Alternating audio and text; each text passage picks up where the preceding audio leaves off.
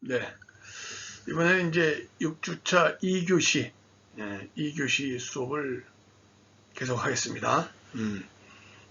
15분씩이니까 여러분들 집중하시고, 근데 요 온라인 강의만 가지고 충분한 학습이 이루어질 수 있다고 보진 않기 때문에 스스로 공부하는 모습이 필요해요. 여러분들 자료도 찾고 부교재도 보고 또 학습 모듈 같은 거에서 연관돼 가지고 생각도 해보고 띵킹이 중요한 거예요.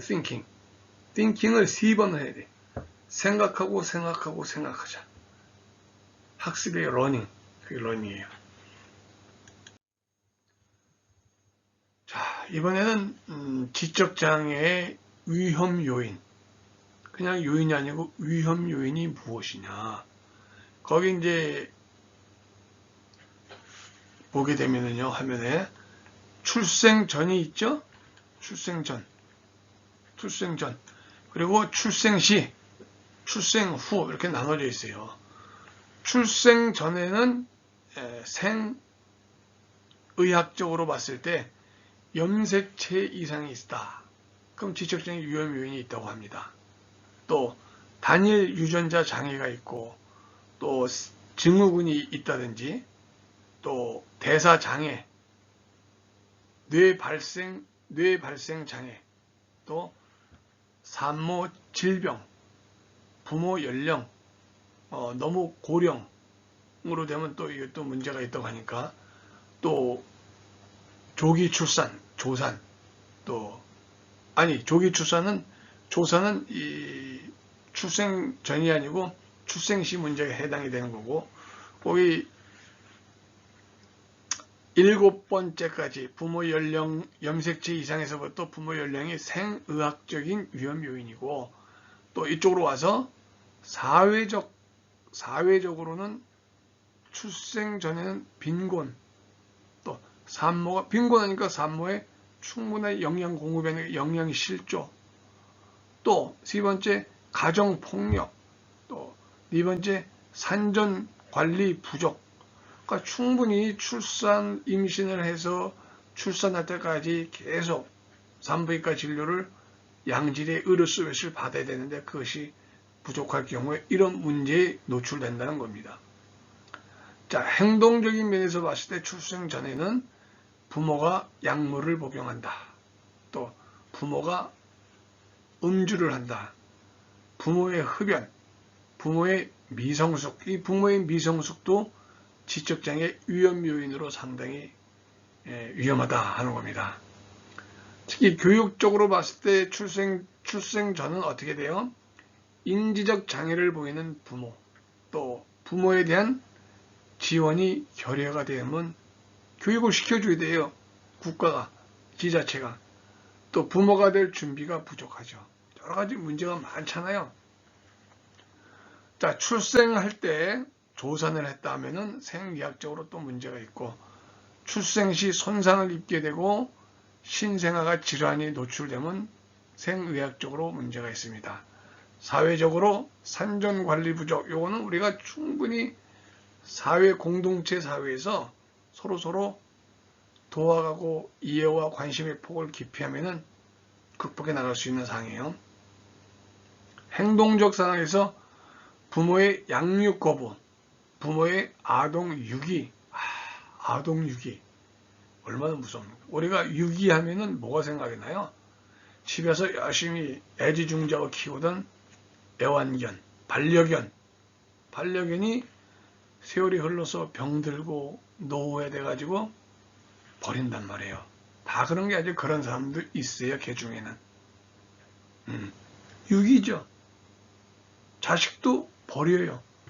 왜?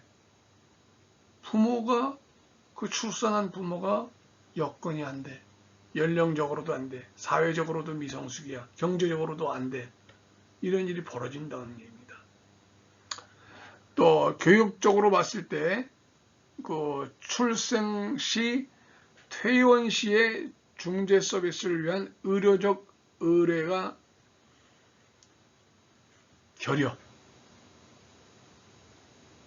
결여되지 않고 계속 연결돼 가지고 지원 서비스 체제가 이루어져야 되는데 그렇지 못하면 지적장애 위험 요인이 있다 하는 거죠. 자, 출생 후에는 외상을 입어서 뇌가 손상이 돼. 또 영양실조, 뇌막염, 발작장애, 퇴행성 장애 등이 생의학적 요인이 되고요. 사회적 요인으로서는 아동 양육기관, 상호 적용 문제가 또 발생합니다. 또 적절한 자극의 결핍. 계속 아이들은 자극을 줘서 자극 반응. 이게 가정 빈곤. 모든 문제의 위험 요인의 가장 근본이 또 가정 빈곤. 가정 내 만성 질환, 시설 수용 이런 경우에서 사회적으로 또 이 지적장애 위험 요인에 노출된다는 거고, 행동적인 면에서 봤을 때는 아동 학대 및 방치, 아까 유기하고 학대하고 방치시키고, 가정폭력, 부적절한 안전조치, 사회적 박탈, 다루기 힘든 아동의 행동 등이 행동적 요인으로 보게끔 됩니다. 교육적 위험 요인으로서는 잘못된 양육과 지체된 진단을 이상이 있으면 빨리빨리 적기에 검사해가지고 조치를 취해야 되는데 이것이 안 이루어지니까 지체가 되니까 나중에 알게 되면 문제가 발생합니다. 또 부적절한 조기 중재 서비스, 또 부적절한 특수교육 서비스, 부적절한 가족 지원, 이 모든 것이 다 지적장애 위험 요인이에요. 그것을 도표에서 했듯이 생의학적 파트에서, 또 사회적 파트에서, 또 행동적 파트로, 교육적 파트로 이렇게 구분해서 살펴본 도식입니다. 자, 우리나라는 장애인 복지법이 있죠. 장애인 복지법. 장애인 복지법이 있어요. 자, 봅시다. 뭘 기준으로 했댔어요? IQ. 지능지수가 35 미만인 사람. 또 2등급은 지능지수가 35 이상 50 미만인 사람. 3등급은 지능지수가 50 이상이고 70 이하인 사람. 여기 중요한 게 있죠. 지능지수가 35 미만이다. 35 들어가요? 안 들어가. 34까지야. 2등급의 지능지수가 50 미만이야. 49까지야. 그러면 50에서부터 70 이하, 70 들어가죠. 그러니까 50에서 72 여기에 해당하는 사람은 지적장애지만은 어느 정도 해당되는 맞춤형 교육을 통해서 사회적이고 직업적인 재활이 가능한 등급이다. 차이점이 있다는 걸 잘 보란 얘기입니다. 1등급 어떻게 돼요? 현저하게 곤란해. 어떻게 돼? 평생 동안 다른 사람의 보호가 있어야 돼요. 일생 동안. 2등급도 어느 정도 어떻게 돼요? 단순한 행동만 훈련시킬 수 있고 어느 정도의 감독과 도움을 받으면 복잡하지 아니하고 특수한 기술이 필요하지 않은 직업을 가질 수는 있어요. 단순직 같은 거. 예를 들어서 뭐 종이접기를 한다든지 단순하게 하는 거 있잖아요. 그런 단순직 같은 거는 가르쳐주면서 하면 돼. 어린아이 정도니까. 그런데 1등급 35 미만은 안 돼. 평생 힘들어 이건. 예.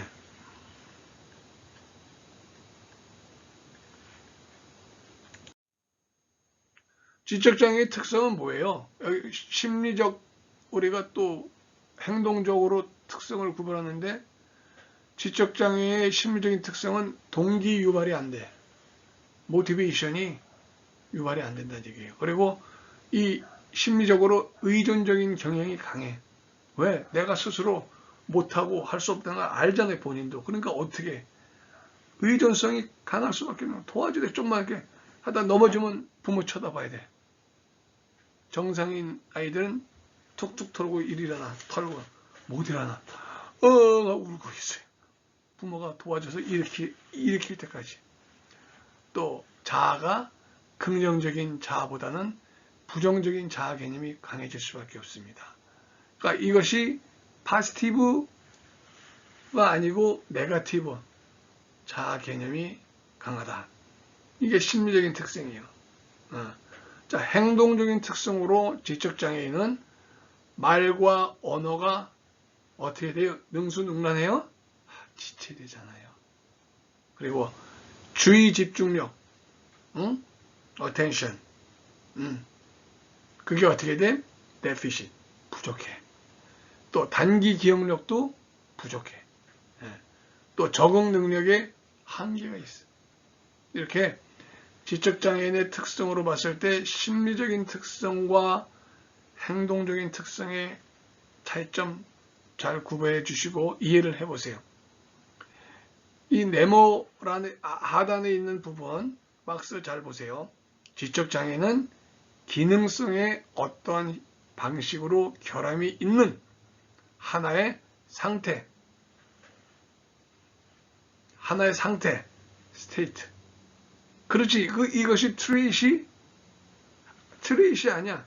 그냥 스테이트 상태일 뿐이지, 이 트레이시 특성이네? 아니란 얘기죠. 그리고 장애 정도에 따라서 다 틀려요. 또 개인에 따라서도 천차만별이에요. 그렇기 때문에 지적장애인의 공통적인 특성이 있다고 볼 수는 있어요? 없어요? 지적장애인의 공통적인 특성이 있나요? 지금 얘기했잖아요. 공통적인 특성이 있다고 볼 수는 없다. 왜? 서로 다 틀리는 거예요. 다 틀리기 때문에 그렇습니다. 항상 이 심리적인 특성, 행동적인 특성, 사회복지사 여러분들이 잘 유념하고 이해하고 배려하고 관심 갖고 장애인들을, 지적장애인들을 대하는 데 있어서 아주 중요한 요소입니다. 그리고 이거는 여기 나와 있듯이 기능성이 functioning이 어떠한 방식으로 결함이 있는 하나의 상태, state. 그것이 바로 trait, 특성이 아니라는 얘기입니다. 기능성이 상태가 이런 거고 그런 거지, trait, 특성이 이래서 그런 건 아니래. 그러니까 어떻게 해야 돼요? 지적장애인의 이런 심리적인 특성과 행동적 특성 이런 문제가 있으니까 우리는 이것을 역으로 뒤집어서 하면은 반전이 되는 거예요. 어떻게 해야 돼? 동기유발이 부족하니까 동기유발을 강화시켜줘야 돼. 의존적인 경향이 심하니까 비의존적이 될 수 있도록 서포팅 해주고, 부정적 자아 개념이 꽈리를 틀고 있으니까 이것이 긍정적 자아 개념으로 바꿀 수 있게끔 대상자나 그 대상자가 살고 있는 주위 환경 모든 부분에 있어서도 변화시킬 수 있도록 해줘야 되는 것이 서포터의 중요한 관심 분야가 된다. 또 말과 언어가 지체되니까 이해하고 관심 갖고 배려하고 같이 노력해주네. 주의 집중력이 부족하죠? 단기 기억력 부족 같이 끊임없이 서포트에 헌신적인 노력도 필요합니다. 또 적응 능력의 definition, 적응 능력이 deficit, 부족하죠? 적응 능력을 부족하지 않기 위해서 끊임없이 학습이 필요하다는 겁니다.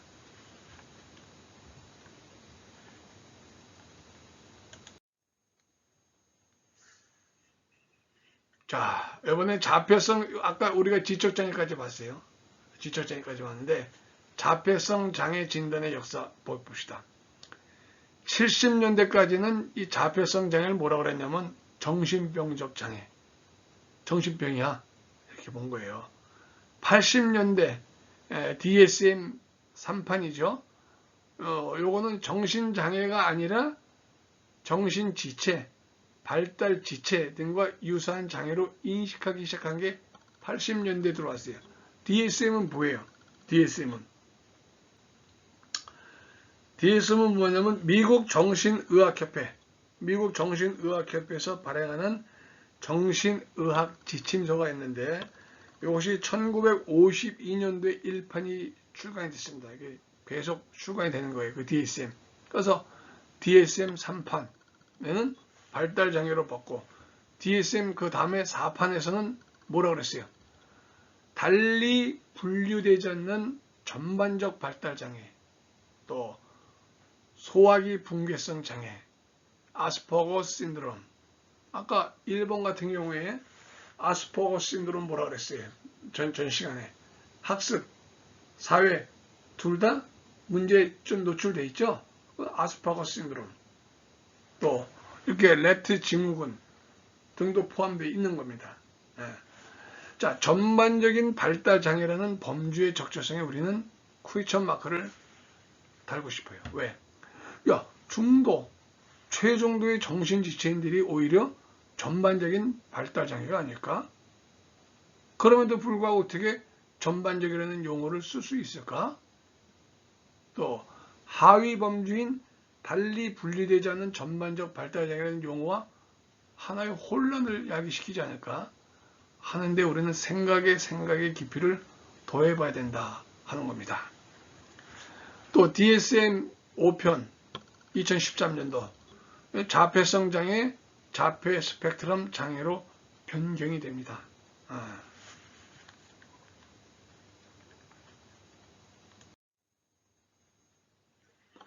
자, 자폐성 장애의 정의와 분류해서 보게 되면은 자폐 스펙트럼 장애가 있어요. 이건 뭐예요? 사회적 의사소통 능력이 없어. 또 행동적 매너리즘과 연관된 뇌기능의 발달이 지연이 돼가지고 야기된 증후군을 우리가 자폐 스펙트럼 장애라고 합니다. 그 누구도 똑같은 특성을 갖고 있지 않고요. 아주 가벼운 상태의 자폐증부터 전형적이고 심한 형태의 자폐증이 있어요. 바로 스펙트럼이 형성이 되어 있는 거예요.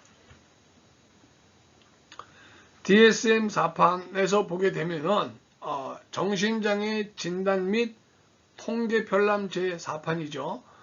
전반적 발달 장애는 뭐냐? 자폐장애, 레트장애, 소화기 붕괴성 장애, 달리 분리되지 않은 전반적 발달 장애, 아스퍼거 장애 등이 있습니다. 근데 우리나라는 아직 여기에 맞추어서 진단을 하고 있다는 겁니다. 여기에 맞춰 있어요, 지금. 또 5판에 2013년도에 추가된 5판에 의하면 전반적 발달장애라는 용어가 여기서는 사라지고요. 범주가 자폐 스펙트럼 장애, 세부 진단이 자폐성 장애로 나타납니다.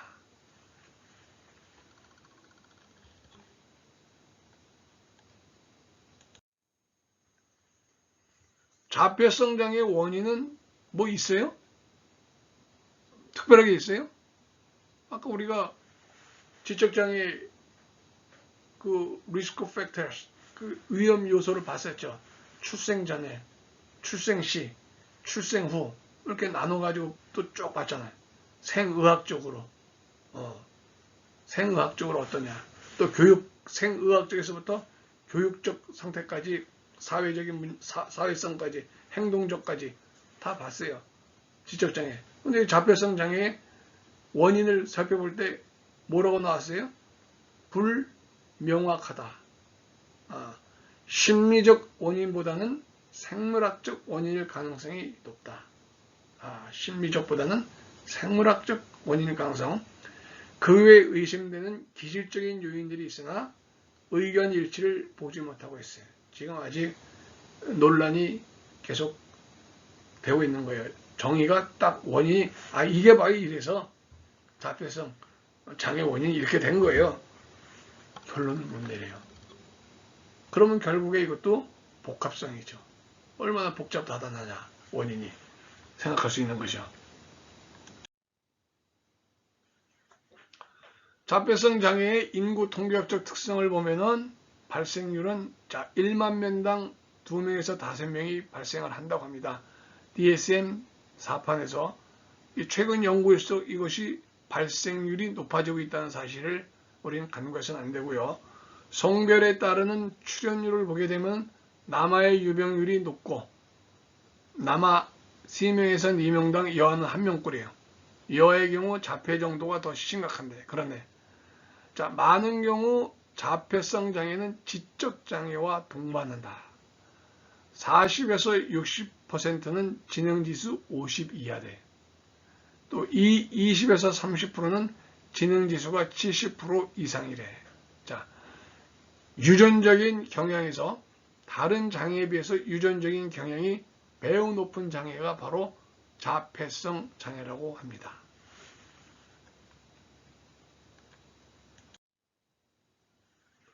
자폐성 장애 판정 및 등급을 보게 되면 장애 등급 판정, 자폐성 장애 진단명에 대한 확인을 보게 돼요. 자폐성 장애 상태를 확인합니다. impairment를. 그래서 이러한 자폐성 장애로 인한 정신적 능력장애, disability, 능력장애 상태를 확인하고 자폐성 장애 등급의 종합적인 진단이 내려집니다. 우리나라의 장애복지법상 장애 판단 기준이 국제질병분류 ICD-10. ICD 뭐예요? ICD. International Classification of Disease. 질병 분류예요. 요 지침에 따라 가지고 진단명이 F84. 또 전반성 발달 장애라고 하죠. 전반성 발달 장애. 디스오더인데 어떤 디벨로프먼털 디스오더인데 전반적. pervasive developmental disorders. 이런 경우에 자폐성 장애 판정을 하고 있어요. 1에서 3급을 내려준다는 얘기입니다. 자, 자폐성 장애 등급 기준 보겠습니다.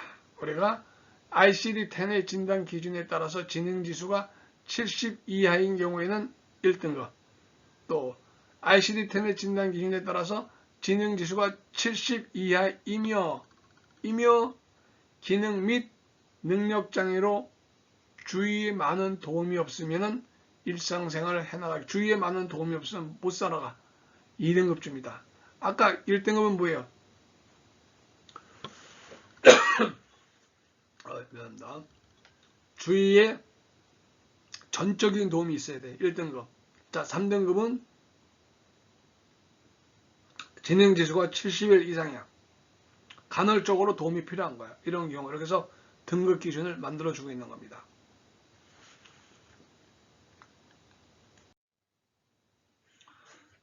자폐성 장애인의 특성, 사회적 특성, 사회적 상호작용의 질적 장애가 있죠.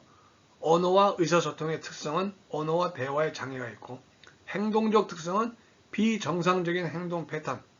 공으로 말하면 럭비공. 땅 떨어졌는데 이거 공이 일로 튈지 절로 튈지 알 수가 없어. 감각적 특성, 감각적 자극에 대한 불균형적인 반응을 보이고, 인지적 특성은 복합적인 언어적 정보 처리에 어려움이 있다는 겁니다.